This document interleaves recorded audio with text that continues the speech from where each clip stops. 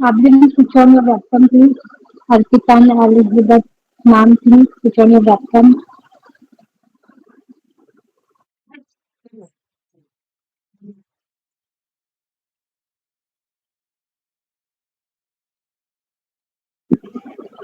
Good evening, ma'am. Good evening. How are you? I'm fine, ma'am. And you? I am doing well. Good to see you.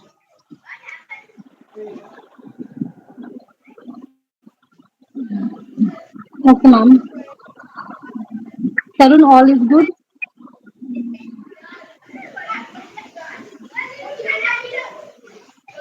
Hello, Tarun. Yes, yes. Everything is fine. Okay, okay, ma'am. Now let's start the conversation with consultants, episode 62.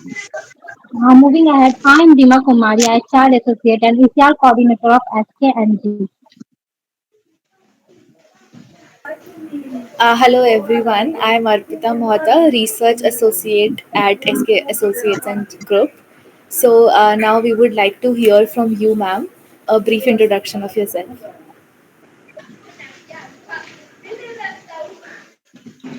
Thank you. Thank you so much for the warm welcome.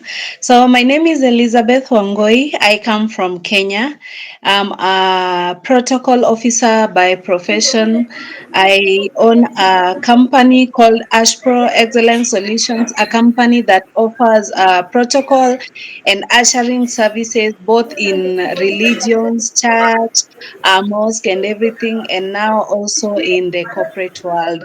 And also, I have a non-profitable organization called Give Back to Society Kenya, whereby we reach out to the less fortunate with the little that we have, together with my friends and people who are willing to just give back and help those who are unable to get something, at least to feed, at least for the basic needs, that is food, shelter, clothing. And recently, the project that I'm running is a project of donating sanitary towels to girls so that we can keep them in school. Thank you.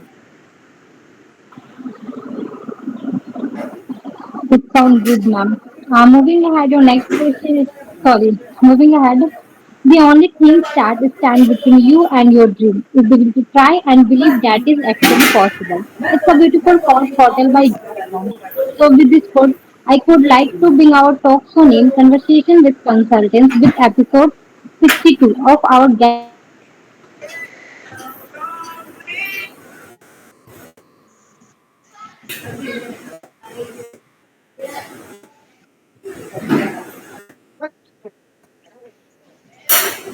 So before we begin our talk show, let me briefly introduce SK Associates and Group to you. We are an ISO certified management consulting firm registered under the MSMED Act 2006 with the Government of India. Our mission is to provide consulting services to students, entrepreneurs globally, covering areas such as compliance, operations, marketing, research, and development. Our passion lies in helping these budding entrepreneurs to bring their dreams to life and contribute to global economic growth.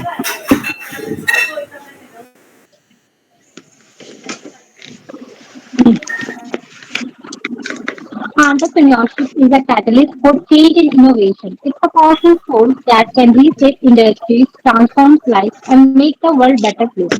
They are committed to supporting student entrepreneurs on their journey, equipping them with the skills needed to succeed in today's fast-moving world. So now let's just begin our show. And before we begin, let's take a moment to introduce our guest for today. It gives us immense pleasure to welcome Elizabeth Thuo, founder and CEO, Ushpro Excellent Solutions, to this special event. We are truly honored with your presence today, and we are thrilled to have you share this momentous occasion with you. We would like to start this interview with our first question for you. What does decision making under uncertainty mean to you? Okay, thank you so much for another warm welcome. So, decision making under uncertainty, and on these questions and on this topic, this is a really good topic for us to discuss, especially for the people who are planning to start up companies or just organization. It will be of good help, and I will just continue by just saying that I will give my questions based also now as a professional in protocol.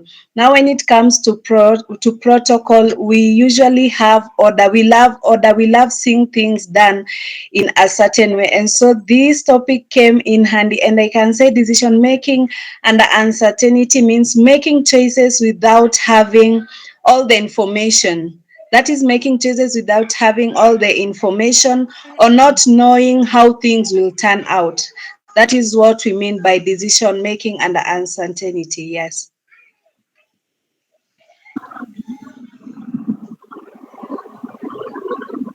Nice. Moving ahead, your next question is, can you give an example of a situation where the outcome was uncertainty? Okay, I will give a good example now in protocol field whereby we usually do airport transfers. First and foremost, before moving forward, I'd love to explain what protocol is. A protocol or a protocol officer. A protocol officer is someone who deals with VVIP or VIP or the guests that are very, very important in an organization, in an event. Now, here I'll give an example according to the now when we are doing the airport transfers. Now that is when managing the arrival of an international guest, and now news delay because maybe of a bad weather. That's now an example. That now the uncertainty for this means we should prepare for multiple possibilities. Anything might come up in uncertainty. So that means that you should have a backup plan. And also for us, you must inform the host, and also keeping, like we deal with the security, like keeping the security standby. So at least for someone, when uncertainty happen in a situation, just have a backup plan. If plan A doesn't work, you know that you have plan B. If plan B doesn't work, you know you have plan C. At least have something else that you know can work out. Yeah. Thank you so much for such comprehensive answers, ma'am. So the next question is that how is uncertainty different from risk? Uncertainty, I can say it is lack of information. When you're uncertain, that means that you don't have any information. There is no one, maybe the host, maybe the manager, maybe the CEO, that you have no information that you give. And for example, I can say when you receive a high profile guest now in protocol that haven't been told whether they will receive a VIP or something. And now coming to risk is being aware of the possible consequence.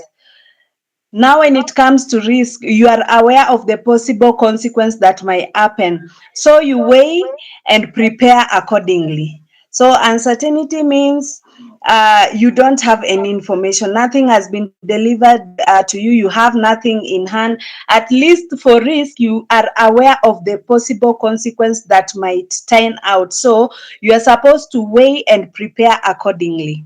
Yeah.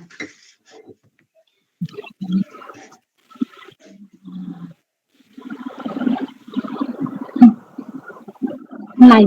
Moving ahead, your next question is, why is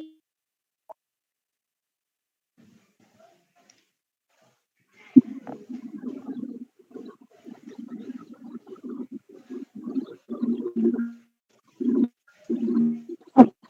I can repeat the question. Why is uncertainty common in business decisions. Okay. Okay. Yeah, Thank you so I'm much. not audible. Hello, I'm audible. Okay. Yeah, I can hear you now. Thank you.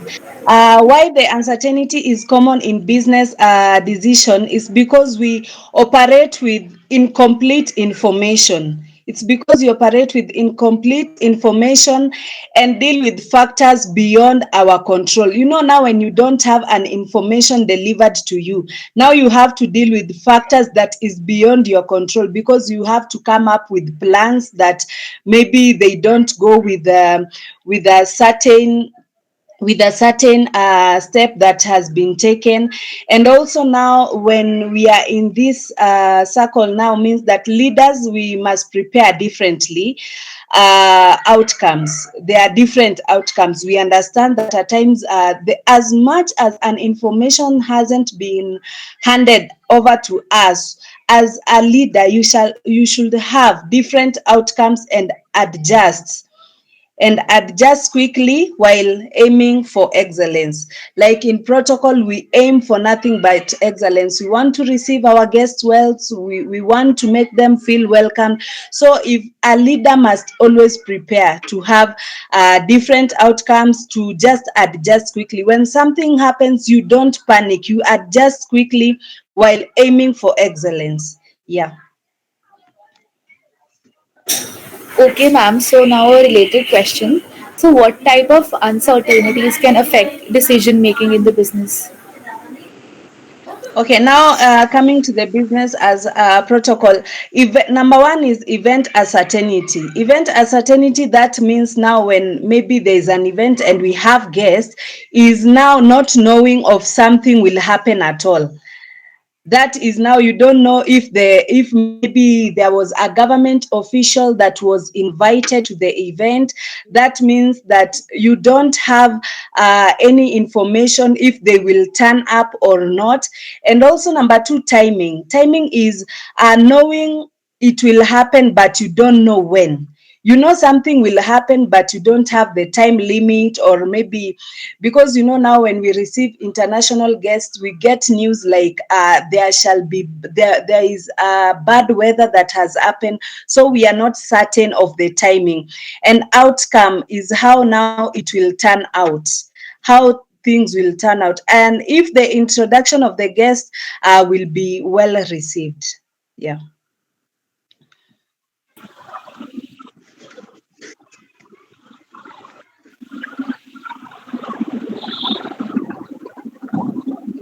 Your next question is, how can lack of information lead to uncertainty?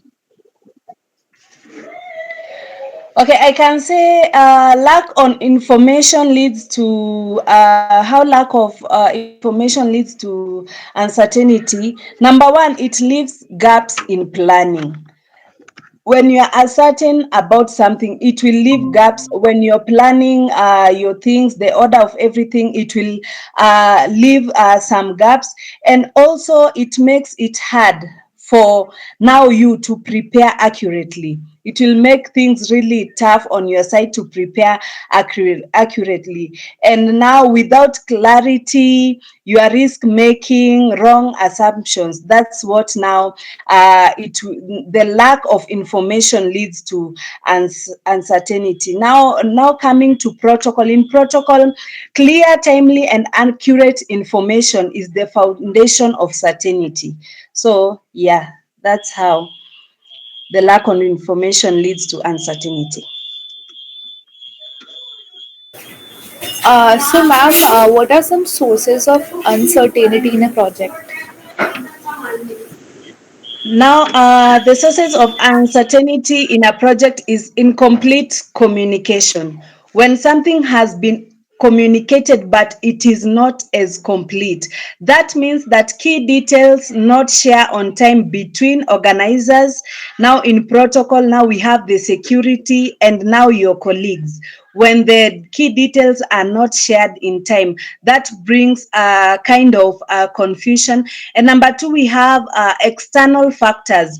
Now that's where I was speaking now in protocol when we are receiving international guests, like the weather, the disruptions, the traffic jams, the political events that might happen in the area. We usually have things like public protest, maybe a country they are protesting of something. And now number three, resources issues. Now for the resources issue is we can have something like shortage of vehicles, inadequate staffs.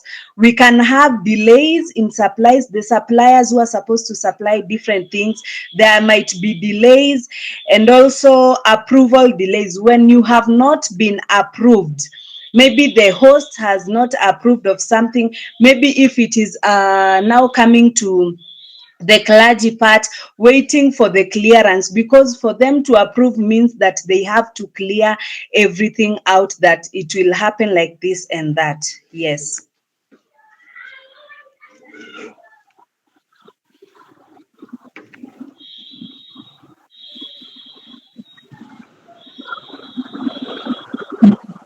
Nice. What role does experience play in handling uncertainty? I can say roles experience in handling uncertainty. Number one, experience plays a huge part. Experience plays really a huge part. You must be experienced in whatever field, because it trains you to stay calm. That's number two. It trains you to stay calm, think ahead, and adapt quickly. You must adapt quickly as a leader in whatever situation. You must learn how to stay calm despite when things are not going the way they are supposed to go. You are supposed to just put your emotions aside. Even in our workplaces, when things are not going correctly, you don't have to include your emotions. You have to stay calm, and also know how to keep your team ready. If you have a company, an organization, know how to keep them ready, so that they can know how to adjust the schedule, because we have those instances whereby the visitors come late. Now it is for you as a leader to adjust to the schedule. Maybe you can just give the guest a seamless reception. So that's how the roles experience in handling the uncertainty. So, ma'am, why is it important to make decisions even when we are unsure of the result? That is really important. Events must keep on moving, delays and disorders. Things must keep on going. Things must keep on going. Whether there are no communications, whether things are not going or well, events must keep going, because you cannot put an entire event to a standstill because there are some things that are not clear. So events must keep moving, because now when we have delays, they create order. When you have delays, maybe in your company, maybe production has delayed, they bring disorder, and thus will bring a confusion there. And also now coming in protocol, the guests expect smooth flow, regardless the last minute change. You usually have the last minute, or maybe you have the program and everything, and you are told this one has to change. So the guest must not feel that there is a gap somewhere, or the company where someone, or an organization where someone is working. And also quick decisions, like when something has happened, you have to be quick, you have to be fast, which will prevent from the confusion. Also, the indecision can damage the host's image and the guest experience. If there is an indecision, it can really damage the host's image, because now you will tarnish the name of the host. Things will not go as expected, and the guest will get a different experience, which is really not positive. And also, acting promptly allows time to adjust and execute backup plans. The way I said earlier, you should have backup plan A or B. When B doesn't work, you know exactly what to do. And also, why it's important to make decision even when we are unsure of the results is inaction can waste time, resources, and trust. Because now, when things are not moving on, you are wasting time, you are wasting the resources, and also order. Yes.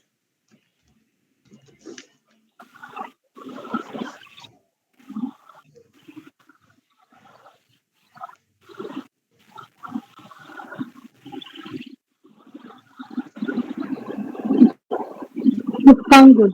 Moving ahead, your next question is how can emotions affect decisions under. Okay, as I was speaking earlier on emotions, is when I was saying that we should not keep emotions in whatever that we are doing in our companies, everything that we are doing, and how emotions can affect decision and uncertainty is number one. It can lead to rushed and poorly throughout the protocol arrangement. Now, when you're not certain about something, you'll have to rush. You'll have to do things the way you had not planned. And also, now when it comes to protocol, we have those protocol officers who feel overexcited about a VIP. Maybe you are in an event and you see a president. You are not supposed to put your emotions like you are overexcited. You should stand still and know that you are doing something, you are in the work. Also, fear of making wrong choice can delay decision, affecting the event flow. When you have fear of making a wrong choice, I understand we are all not perfect. Things happen and things not does not go as planned every time. But we should not have that fear of making wrong choice. It can lead to the decision affecting the event flow. Also, calm emotions helps maintain professionalism. You should be calm at all the time. Now, when it comes to protocol, we meet a lot of people. We meet international guests. We meet people that we don't know. We meet people that we don't know their tribes. We meet people that maybe have temper. There's this someone who wants to be handled like this. Like, I can give an example. There was a time I was here in Kenya. I was handling Ugandan guests, and for Uganda, for the men in Uganda, when they are greeted, you're supposed to kneel down when you are saying hi to them. So I did not know his cultural background. So when I just extended my hand to him, he was like, "That is so disrespectful. When a woman is greeting a man in Uganda, they're supposed to kneel down." So, in such a situation, you have a right to get upset, you have a right to do whatever you're supposed to do, but you should be calm. Your emotions should be calm, which helps to maintain professionalism and guests' confidence.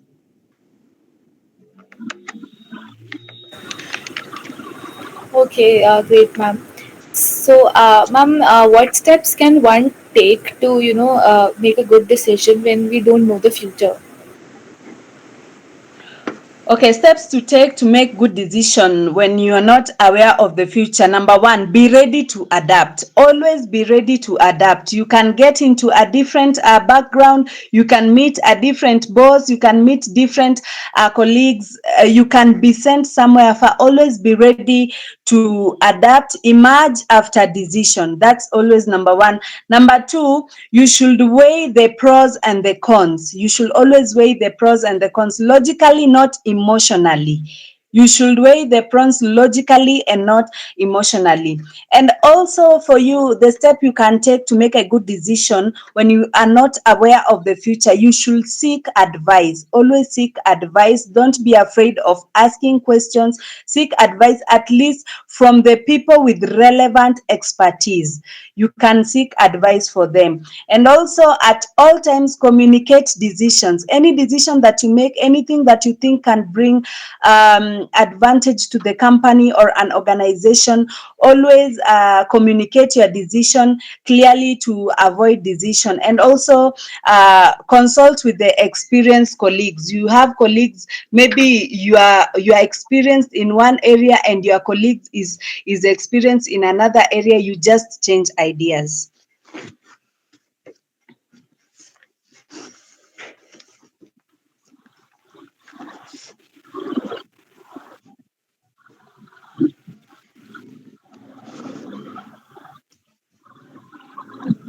Yeah,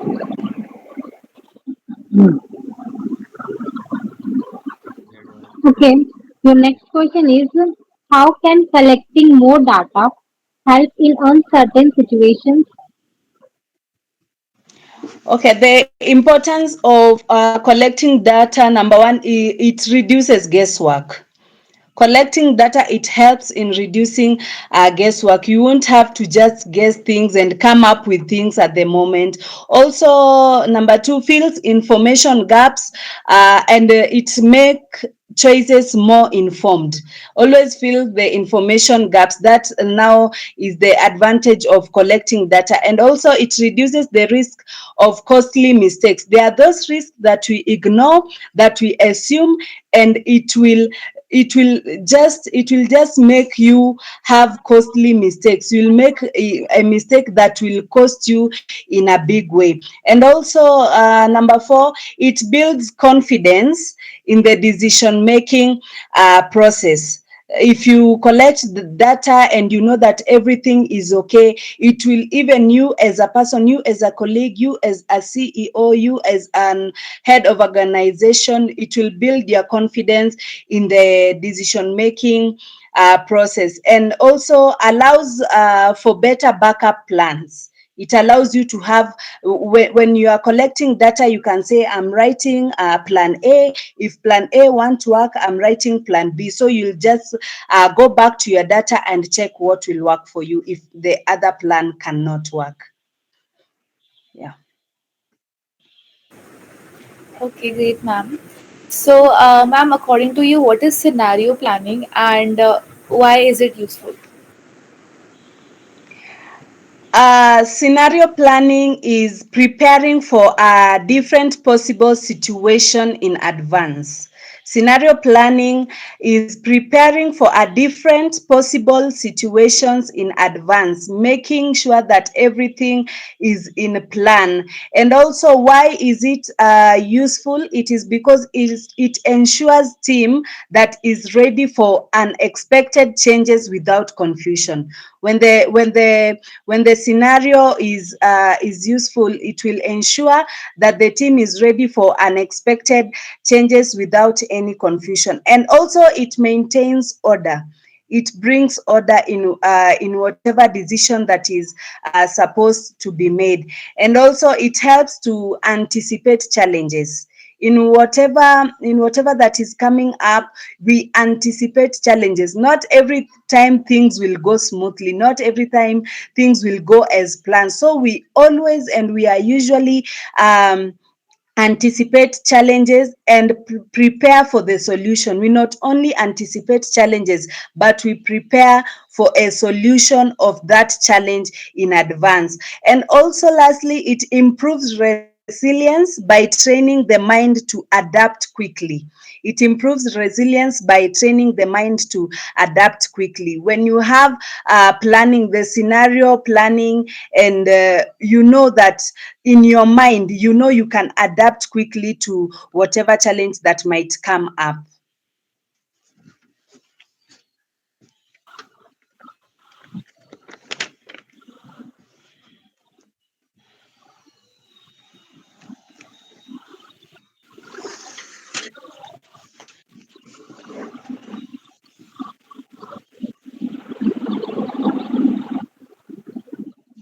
The next question is what is the role of probability in uncertain decision making? Okay, the role of probability in a certain I'm on. decision making is number one, guides how much preparation to put into each backup plan. Guides on how much preparation to put into a back plan. You know, if you have a back plan, you are supposed to prepare on your back plan. Also, number two, it helps allocate resources wisely. It helps you to know that this kind of amount is going to this is going to this one can go to plan A, to plan B. Also, number two, it measures the likelihood of different outcomes. Any outcomes that just comes up, it measures the likelihood of different outcomes. And also, lastly, it makes decision more rational and less emotional. When you are making a decision, you are not making a decision based on your emotions. You are making it more rational.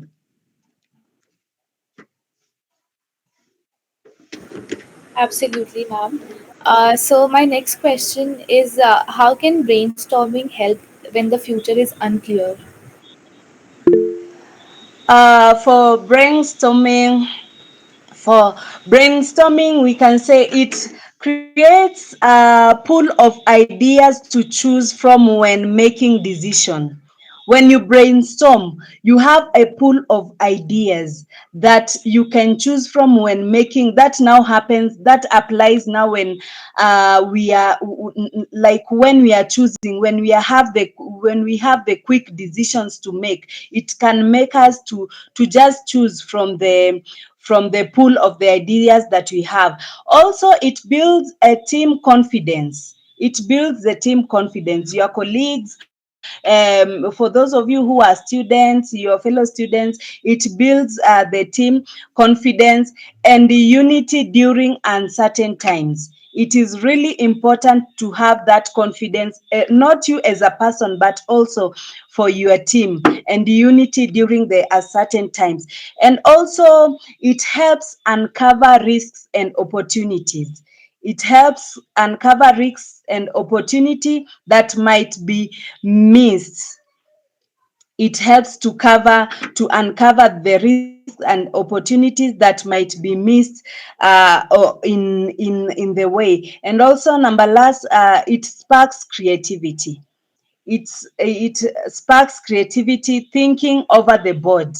When now you brainstorm, it makes the people, the colleagues, the students to have creativity, have one idea after the other, and thinking out the box.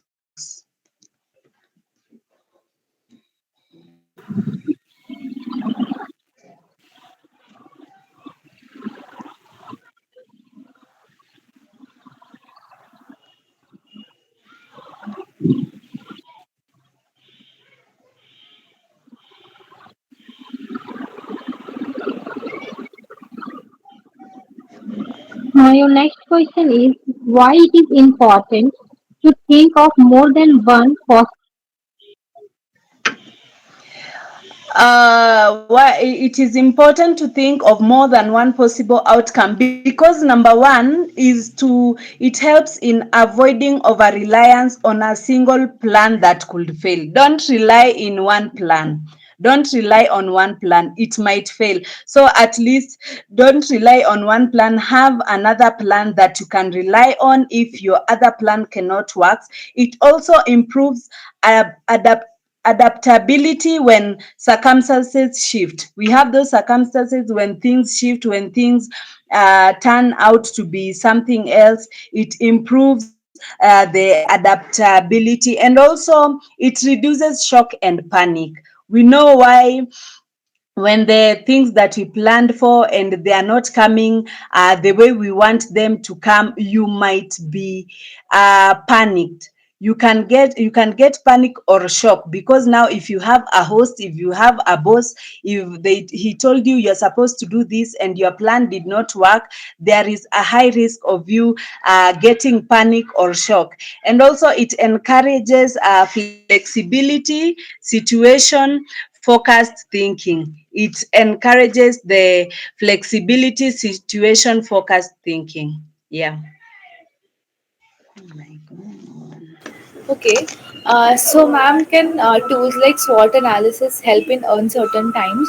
And if they can, then how?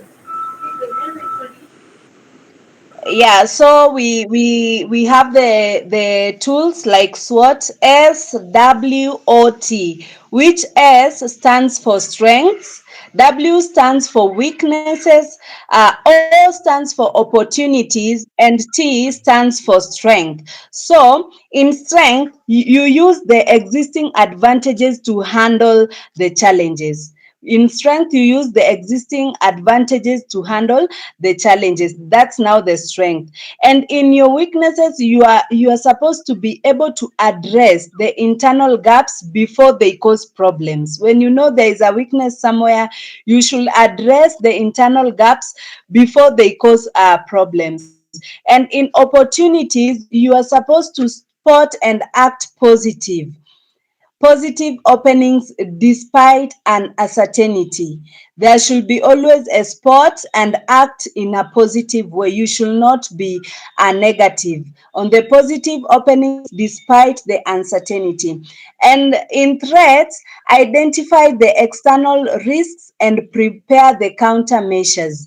Identify the external risks and prepare the countermeasures.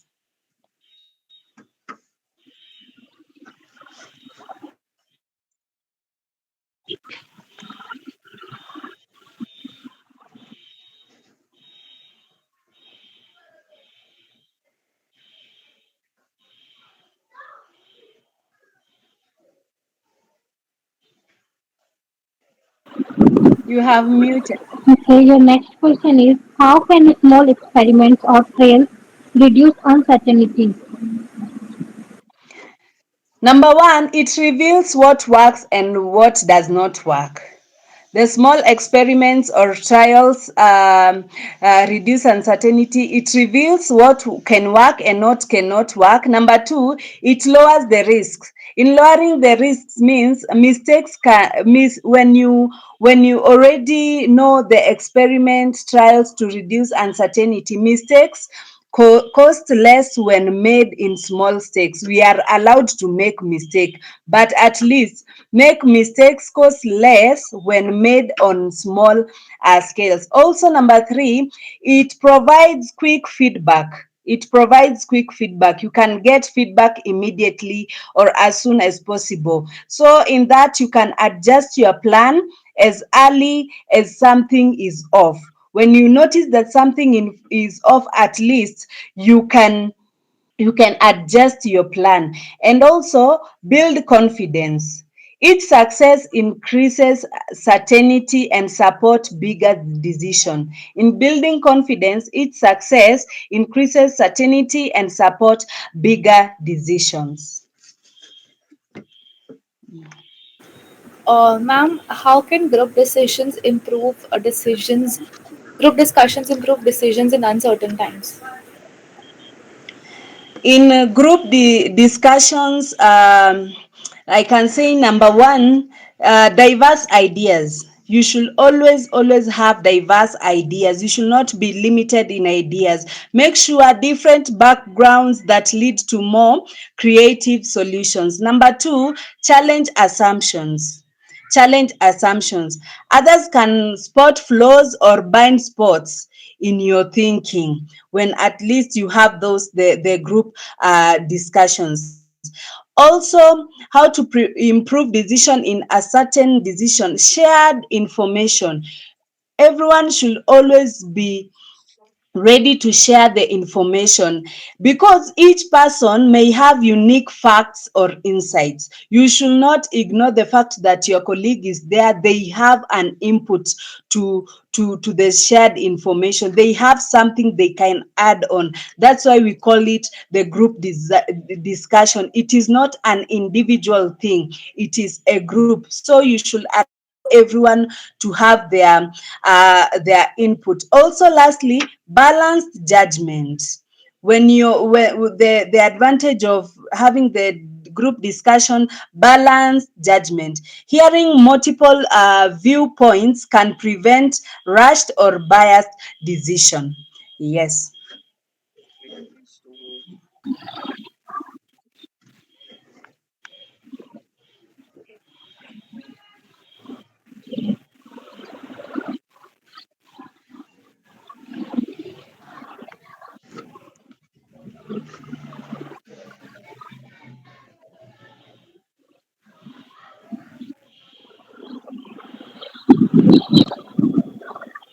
What is a backup plan and why it is important?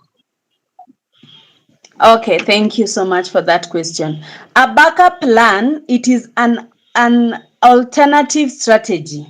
It is an alternative strategy you prepare in case your main plan fails. That is what we call a backup plan, whereby you can have a different and alternative strategy that you prepare in case your main plan fails.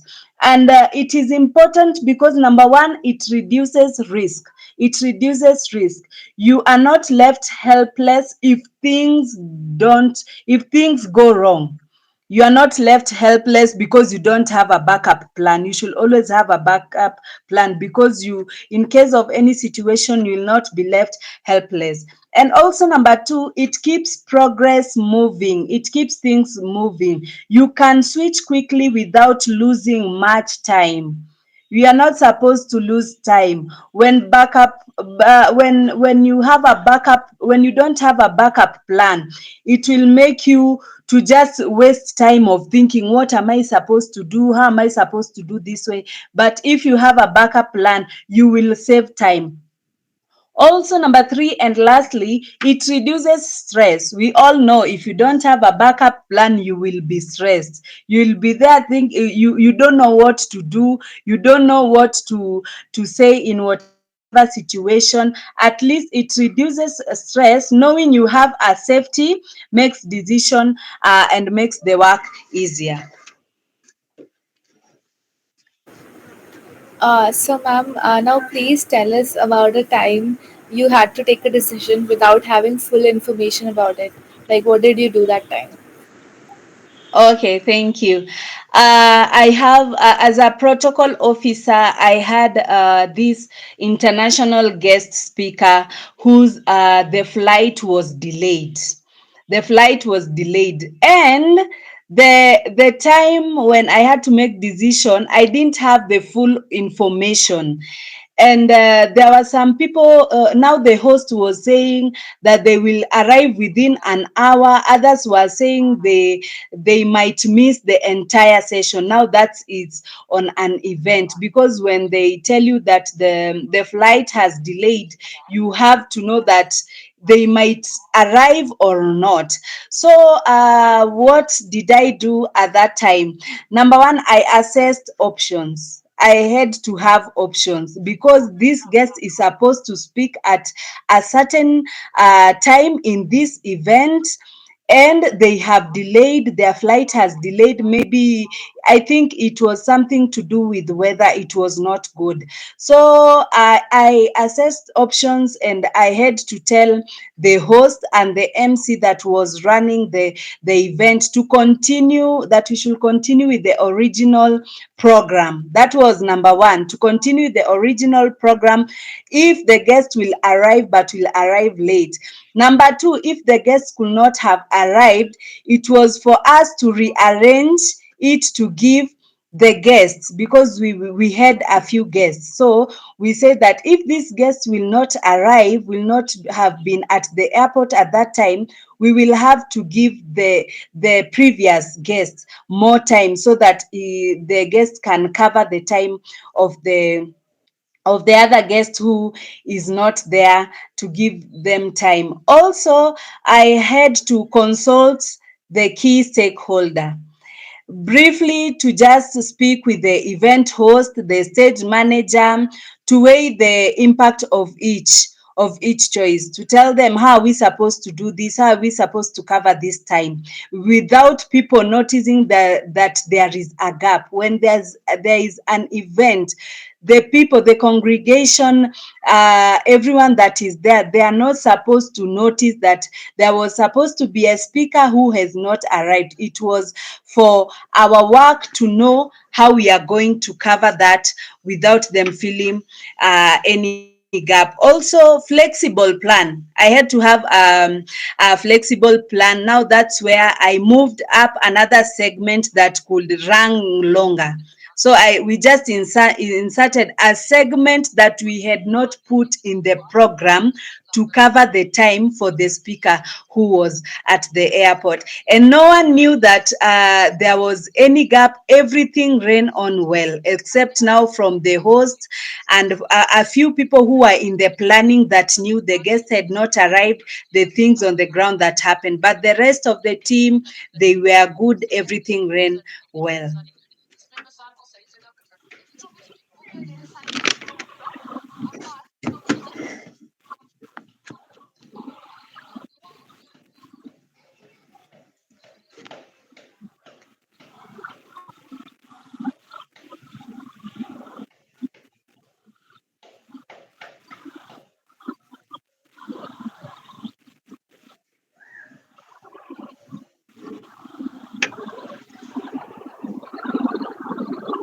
Nice. Next question is,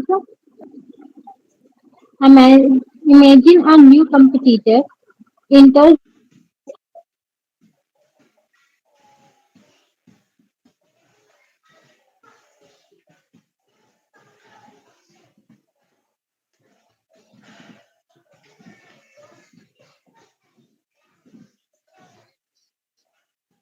How would you decide your next move? Competitor entered the market. You don't know how the customer will react. How could you decide your next move? Number one, if the competitor enters the market, and how to decide my next move. Number one is gather quick intelligence. I will gather quick intelligence, monitor the competitors' pricing. That is number one. Know how they are pricing their products, how they are charging and everything. Also, to monitor competitors' pricing, marketing, and unique offerings. Maybe there's something unique that they are doing that I'm not doing. So it's up to me to gather quick intelligence and know about that. Number two is to talk to my customers. Number two is to talk to my customers. Use surveys. I will use surveys, feedback forms, or informal conversation. Informal conversation, whereby now speaking to my customers and wanting to know their needs and their wants, to learn what they value most. To learn what they value most. And number three is to run small tests. To run small tests, things like promotion, to try limited promotions for the packaging and everything. Try something new. If I had a different package that I see maybe my competitor has upgraded, is for me to at least try have some good new package. And also improve customer experience. Improving customer experience, the way you treat them, the way you talk to them, the way you receive them, it is really important. And also, when you know you have a competitor in the market, number one, as much as you're seeing what you can do and your next move, you should focus on your strengths. Also, even if there is a competitor who is doing something way better than you, there is strength. Focus. Highlight what we do best. I will highlight what I do best, such as reliability, quantity, and quality. I will focus on my strength. And also, as for the new competitor who is arising up, I will stay flexible. Staying flexible means that I will keep on adjusting. If there is something that I know that I need to keep on adjusting, I will keep on adjusting. Yeah. Great, ma'am. So the next question is, if a supplier suddenly increases prices, so how would you decide whether to change the suppliers without knowing the new supplier's reliability? If a supplier increases their prices, number one, I will compare the total costs.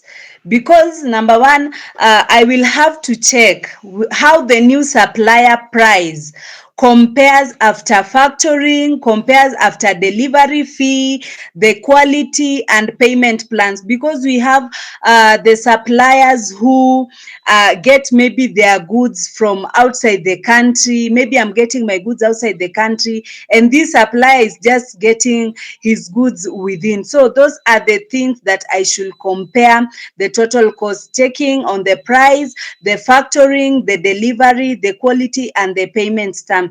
Number two, I will check on the background. Check on the background. The background is now my customers. I will check on the background. What I will look for reviews from my customers. I will have to look for reviews, ask for reference, and also talk to others in the network who might have worked with them. If I am aware of the people who, maybe if it is the supplier that they changed a new supplier, I will have to find a way whereby I can talk to others in that network who might have worked with them, and also run a trial order. That's what I can do. Run a trial order in that you test the reliability before shifting it fully. And also, lastly, negotiate with current supplier. You can just have a negotiation talk and just to plan a backup plan if they can maybe decrease the price, to just share on how now you can what you can do when the prices increases.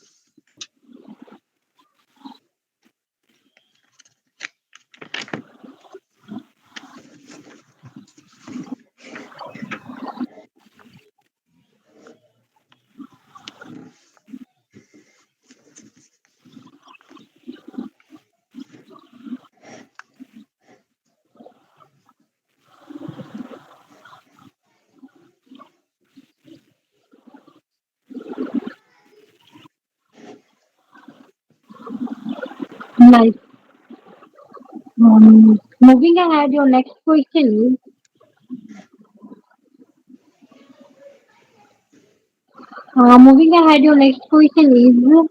you are launching a new product but are unsure about demand.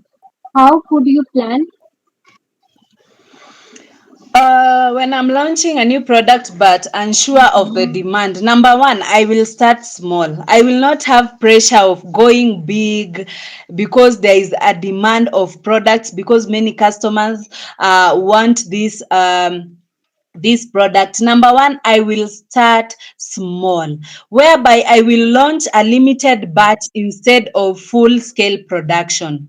I will have to launch at least a limited batch instead of a full scale production. Number two, I will test the market.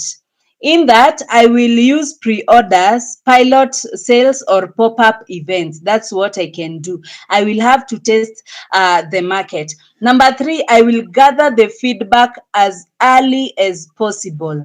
I will gather the feedback from my customers as early as possible. And number four, I will track key data. I will stay adaptable. Adaptable, by that I mean I'll be ready to scale up quickly if the demand is strong. Now that I know that there is a demand and I have tested the market, I've gathered the feedback, I have the track key data, I will stay adaptable to be ready to scale up quickly if the demand is strong. Yeah. So, ma'am, suppose you have two investment options, but both have unknown risk. So, how will you choose? When I know I have two investment options, number one, I will research deeply. Always that's number one key thing. Research deeply. Gather every piece of information. Don't leave any information out. I will gather every piece of information. Number two, I will identify likely risks. I will identify the likely risks. By that, I mean I will outline possible financial, operational, and market risks. I will not just be carried away by the investment options that I have. I outline the possible financial, operational, and market risk. And also number three, I will estimate potential returns. I will have to estimate the potential returns. And by that, I mean I will have to compare outside of each investment. I will have to compare upside of each investment. Number four, I will test small. By that, I mean I will commit a small amount to each option because now I have two investment option.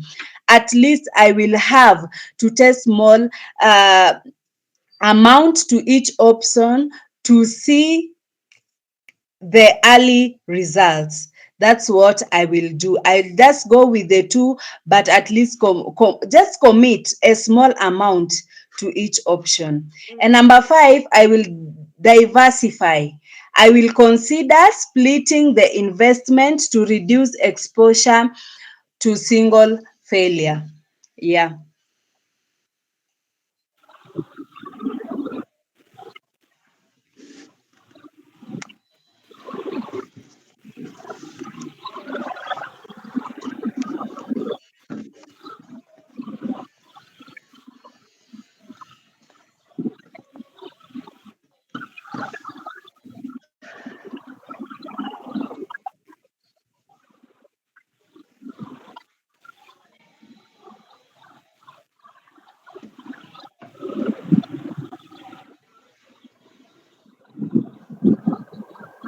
If a project deadline may change due to outside factor, how will you plan your work?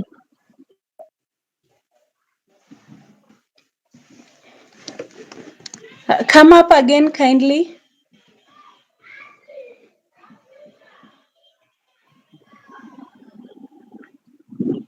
I'm audible.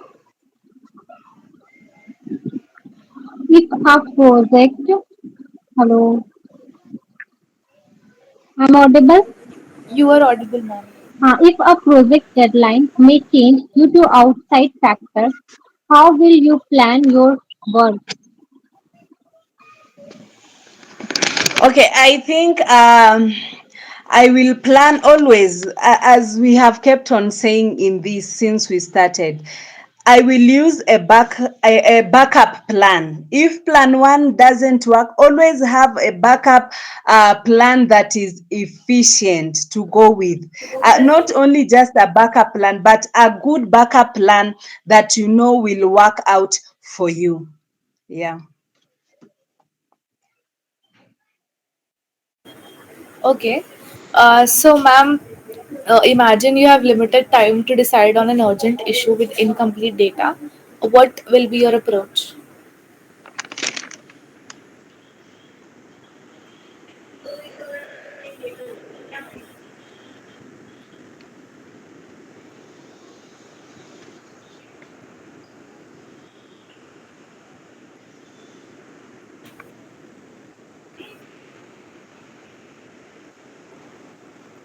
Hello, am I audible? Yes, come up again. Sorry for that. So I just said that imagine you have limited time to decide on an urgent issue with incomplete data. So what will be your approach?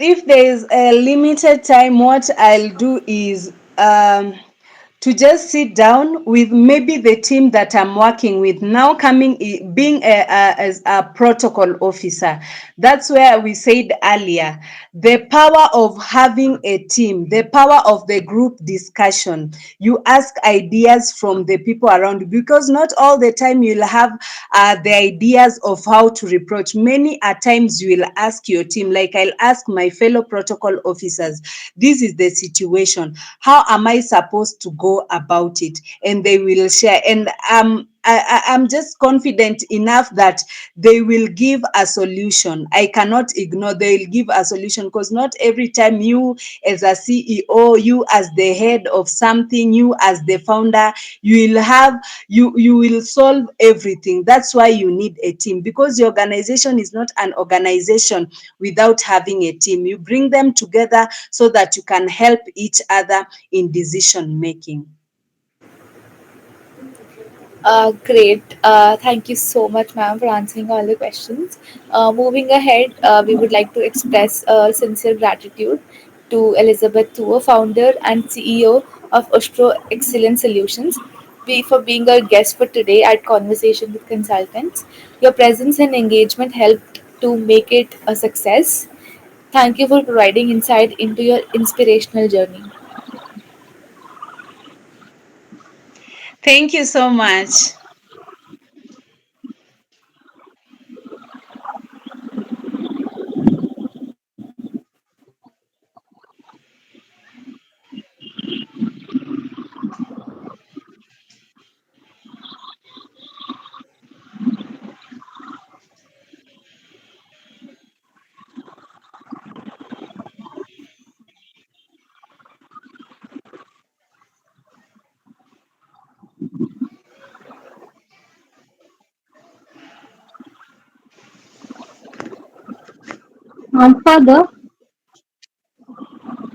Further, we could, I'm audible. Yeah. Further, we could also like to thank our audience. Hello, I'm audible.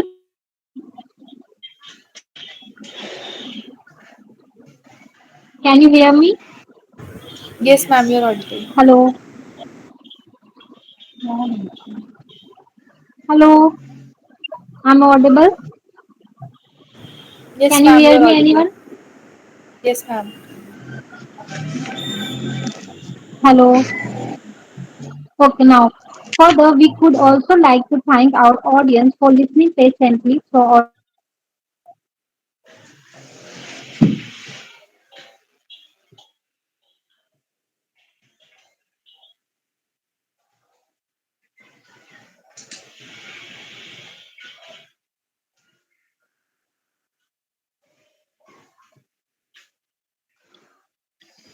reconnecting with you next week. Do subscribe to our YouTube channel and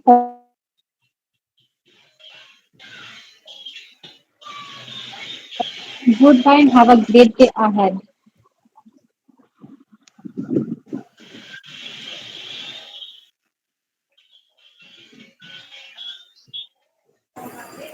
Thank you so much for joining.